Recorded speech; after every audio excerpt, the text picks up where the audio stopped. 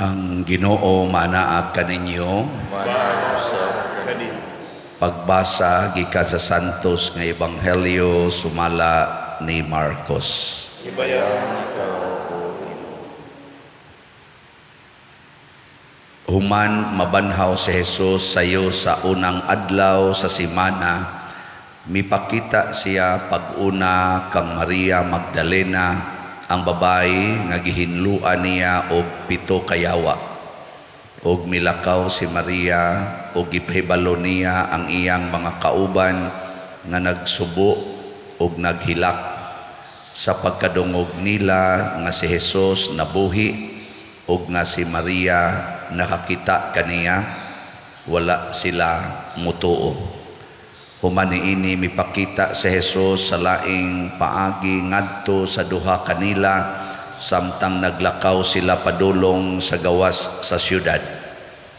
Namalik sila og nanugilon sa uban apan wala sila tuohi.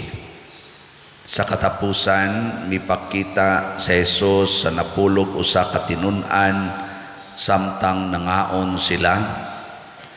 Gisaway niya sila tungod sa ilang pagkakulang sa pagtuo o tungod sa pagkagahi sa ilang ulo, kay wala man sila mutuo ni adtong nakakita kaniya nga nabanhaw. Miingon siya kanila, "Manglakaw kamo sa tibuok kalibutan ug isangyaw kining maayong balita ngadto sa tanang tao." Ang Ebanghelyo sa Ginoo. Dayon ikaw, O Kristo.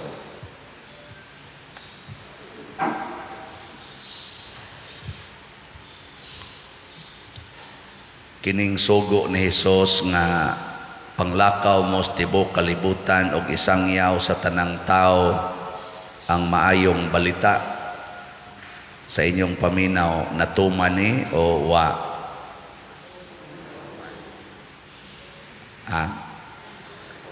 Natuman o wala? Natuman. Yang anong naggubat na maron ng mga nasod. Mauday na yung maing balita. Nganong kusog maging abortion karon.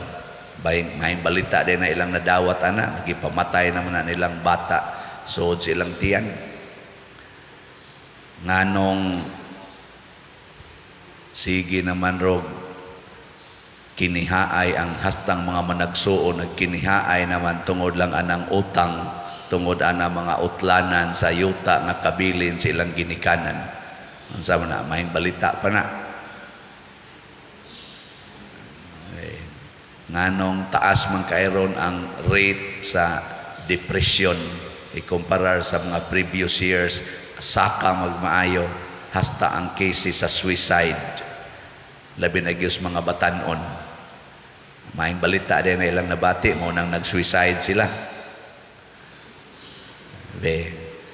Kamong mga asawa nga ni adinhi, nagsangyaw ba mo sa maing balita ngadto sa inyo mga bana? Kinsay mo ingon nga nagsangyaw ko fader, tasang kamo. Maayo kay naay ni Clay mga 3 ka buok. Kamong mga bana nga ni adinhi, nagsangyaw sad mo sa maayong balita ngadto sa inyong asawa. Kinsa sa ninyo ang muklaim, "Pader, ako ginang gibuhat." Tasa kawat. Buangon ni mga bana, way ni isa. Kamo na lang mga ginikanan. Kinsa ninyo ang nagsigig sangyaw maayong balita ngadto sa inyong mga anak. Tasa kamot. Maayo. Kay daghan ang nikuan. Unsa may maayong balita sa Ginoo, ang sentro mao ang gugma. Pasabot og magsangyaw tag maayong balita, magsige ra gid tag higugma sa matag tao, di gid ta masuko. Kinsa dinhing ginikanana nga wa gyud masuko sa inyong mga anak, ta sa kamot. Mga buangon gid ay mo. Ingon mo maayong balita. Di man di ay gugma mao na ang atong mga apostoles. Mga apostoles ba sa dihang gi-reprimand sila ni Kristo sa atong ebanghelyo, nabag-o sila og nagsangyaw na nga maisugon. Unsa may ilang kaisog, Di gyud sila masuko bisag ipapriso sila nga way basihan, bisag ipanglatos sila nga way basihan, bisag ipamatay sila nga wa gyoy kamatuoran ang mga accusation, wa sila masuko. Pareho nila Pedro Calungsod, Lorenzo Ruiz, gipangpatay nga naghimo man untag maayo, pero wa masuko. Mao nay maayong balita na karon sa social media naadiha ang violence, naadiha ang mga intriga, naadiha ang mga pamakak, naadiha tanan mga garbo, walay maayong balita. Kanang ingnon ka nga kulori imong buhok aron mo batan-on ka, maayong balita na o dili? Bakak man na. Bakak. Gitudluan ka pagpamakak. Hastang colors imong buhok ipamakak na nimo. Ang uban gay diha wa na magay nay buhok, ikaw wa ka magpasalamat nga naa kay buhok. Ano bang ingon ana na ang kalibutan ka manipulative bitaw? Ang kamatuoran ba ilang usbon nya maayong balita kuno. Isa na maayong balita biya na ngano man nanabi aroy epektibo kaayo nga paputi sa naong. May pa ka ng balita nga kita dinhing mga Pinoy di man ta putig naong. Kuan man ta kayo manggi, no? Or brown. Nganong imo mang papution? Nga ang tuwa sa gawas katong mga naturally mga white complexion, hala buwat gid anang init, buwat gid anang init kay magpatahan sa kuno sila. Ngano man na? Mugasto pag yun. Ang kalibutan karon na makak. Nung sa may gikinahanglan aron dili ta mamakak, hibaw mo. Ha? Matod pa diri sa atong unang pagbasa, ilang gi-investigate ang background aning mga apostoles ug ni Kristo. Mga wa ka-eskwela day sila. So ang may buhaton karon ay namo pang-eskwela.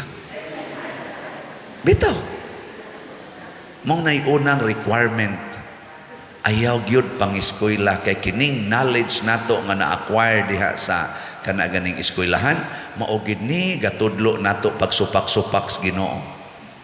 Hinomdo mo ang giprohibit sa Ginoo ni Adam and Eve dito sa paradise, ayaw mo pagkaon sa bunga aning kahuya.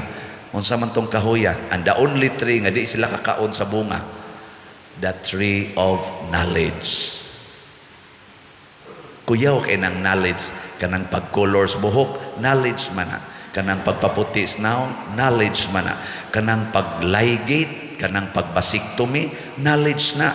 Kanang pag-transfer sa sex organ sa babae o sa lalaki, aron ingnon kang transgender, knowledge na.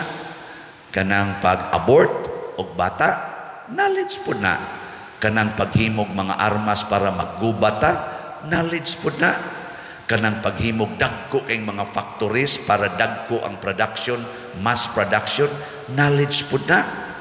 Nga sa sige na tong sugnod anang mga dagko kayong mga makina aron mo aso og maayo, knowledge po na. Mo nang naguba na ang atong ozone layer tungod nas knowledge. Mao nang purti na rong daghanang cancer tungod nas knowledge. Daghan kay tag kidney failures, apil naming mga pare, knowledge gapo na. Peligro kay ng knowledge. Ingkaw niya pa der, sila si St. Ambrose, St. Thomas Aquinas, San Agustin, San Vicente Ferrer, full of knowledge man na sila. Ang sa may ilang gibuhat, ilang gidisown ang ilang knowledge o giilisa nila sa God's wisdom. Ako, knowledgeable man sad ko. Graduate ko kong 4 ka degrees. Knowledge, oy. Muna, sige kong baligyag slat. Knowledge man eh. Knowledge man guna kay kon baya ko, commerce baya ko, graduate. Mo na first akong degree, accounting, niya, banker sa ko by exposure. Walog ko katuig hapit nagtrabaho og bangko. Di ka maudyo ka ng pamaligya, ka ng pag-compute, ana, mga strategy ba, mga business strategies. Knowledge na nako. pero ako nang gigamit para sa Ginoo. Dili para sa akong bulsa. Mo na baligya kog slot, apil sa kog palit og slot kay para man ni simbahan, di man ni para ako. Pero mamaligya kog slot aron inyong palito ng slots nya imbis para simbahan iso na ko sa bulsa, knowledge pud na. Pero gitawag nag evil knowledge. Mo na peligro kayo kanang knowledge munindot ra na siya basta musunod na siya sa mandate of faith. Pero mandate of pride patay kita. Gamiton imong knowledge, kunya pride imong gamiton, patay.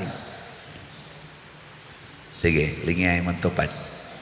Pangutan na, kumusta imong knowledge? Maayong pagkagamit?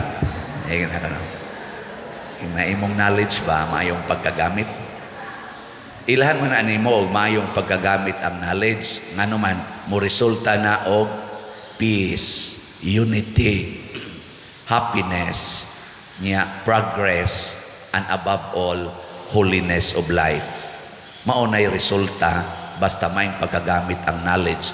Bati gani pagkagamit ang knowledge, unsa may mahitabo, naa dayoning gubot, gubat, kadaot, mga sakit, kamatay, o pagka makasasala, mo spread og maayo ang sala. Bitana ka nang naimangutana nako, Pader, okay ra ka aning LGBTQ? Nako, okay. Basta di lang makasala. Siya ka na sang pari nga magsuod og madre, okay ra ka na. Pader, nako, okay kayo. Basta walay sala. Di ba? Siya niya ka nang bana nga daghan sag suod, iyang tiksan-tiksan mga babae. Okay ra sa kana. Nako, okay gyapon. Basta walay sala. Siya ka ng asawa nga suod kay pari. Ang bana masuko na lang noon ako. Okay ra gina makigsuod ang asawa sa ngadto sa pari basta dili lang makasa. Simple kayo. Yan kanang pa-colors buhok Pader. Basta way sala. Kanang pagpangural og balay, sige ra ba kagwali ana. Nako basta nangural ka nga way sala. Di ba? Kani di atong simbahan ato man nang gikural pero wa man takasa ngano man na may saktong agianan ang silingan. Ang kuyang mangural ka nya wa na agianan ang silingan. Pakulor ka sa imong buhok tungod kay gipadamgo kas Ginoo nga pakulore na imong buhok. Di ka kasaan na total wa man kay ambisyon nga magpakulor sa imong buhok. Nituman ra man kas Ginoo nga niingon pakulore imong buhok. Pero ikaw wa kay ambisyon sa ato padili out of pride, out of obedience.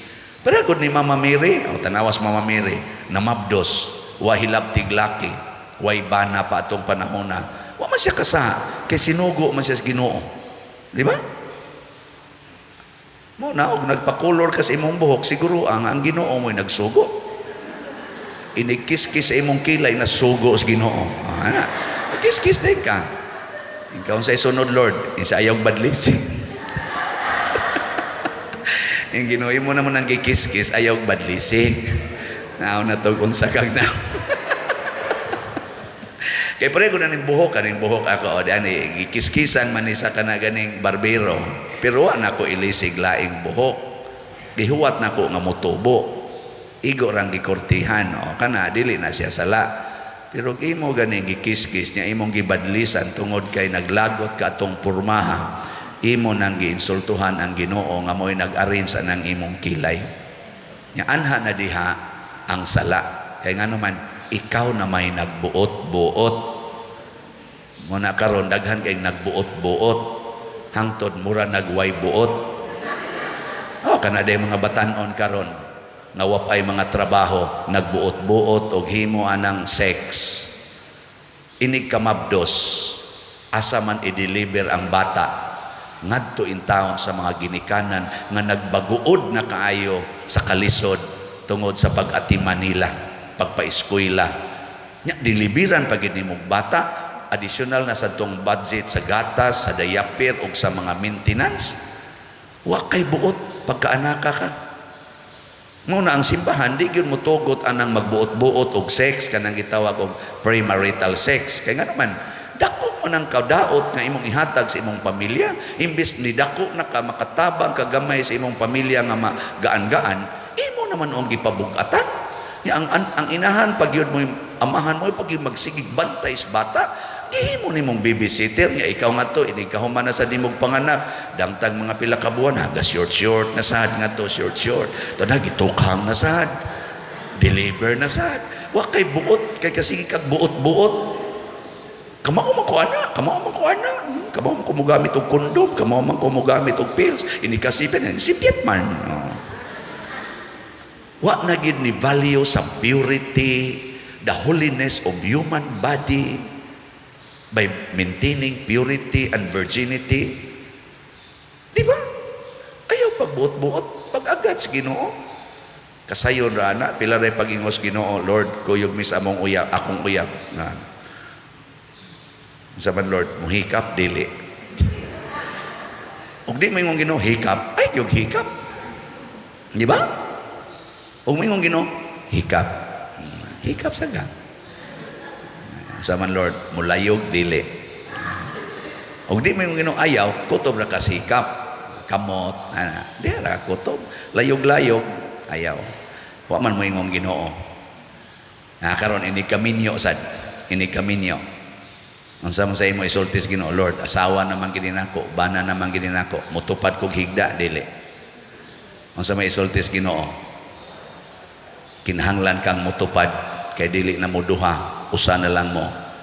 Ikaw nya mutupad Lord, butang ag unlan in between sa dili, gakos gyud kay usa na lang mo. Ikaw nya Lord, gikan man is kabit, agak sana kay maunay imong bana karon hingabit. Ana. Kasakita sa dana Lord, sa ako gani nalansang sa krus sa akong pagakos ninyo, ako gani nagpakamatay sa akong paghigugma ninyo, nya ikaw igo ra nang nangabit di na kakahigugma, paabuta patyon gyud ka ana, nya maingon ka, for the sake of your love I will offer my life niining buangon kong bana. Wala ikasunod adlaw patay na ka, di ba? Pero mabuhi ka dito sa langit. Muna nakanindot ang tanan natong buhaton para langit, dili para sa kaugalingon. Ug mao nay kalainan sa tinuod nga nag-eskwela ug sa tinuod nga nagsunod sa Ginoo. Ang tinuod nga nag-eskwela ug knowledgeable, kamaong mosunod, kamaong mo diskubre sa kabubuton sa Ginoo, dili magbuot-buot. Ang taong nagsunod sa Ginoo dili mahadlok nga momantala sa gugmas Ginoo nga mao ang iyang ebanghelyo ngadto sa tanang tao, bisan pag kanang maong tao buot nang mupatay nimo padayon sa paghigugma. O diha dapita makaingon kita atong tubag sa Salmo. Sa tubag na to Salmo, daygon ko ang Ginoo kay imo akong gipatalinghogan. Kanus amo patalinghog ang Ginoo kud ang atong gibuhat sumala sa iyang kabubuton. Ingna ang Ginoo, Lord, kining akong asawa nga nakabit og pare, higugmaon dili. Sa higugmaa niya pangumpisal sa pare.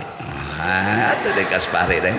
Padre, nasuko kay ko kapatyonon kog tao, insa kinsa man, insa ang kabit sa akong asawa, pero ako na lang silang gipasaylo, Pader, pero ako lang ni kumpisal kay ni agi gyud kog panganti nga ako gyung patyon, labi na gyud inigmisa niya ako gyud untang pusilon. Nga mingon ding pare, salamat ha nga di nimo dayonon. Malipayon kay pare nga mumisa, kay ngano man wa na may buot mo patay niya. Pero padong siya sa impyerno. Padong siya sa impyerno. Pero ikaw, nga bana, asam ka padong? Padong ka sa langit.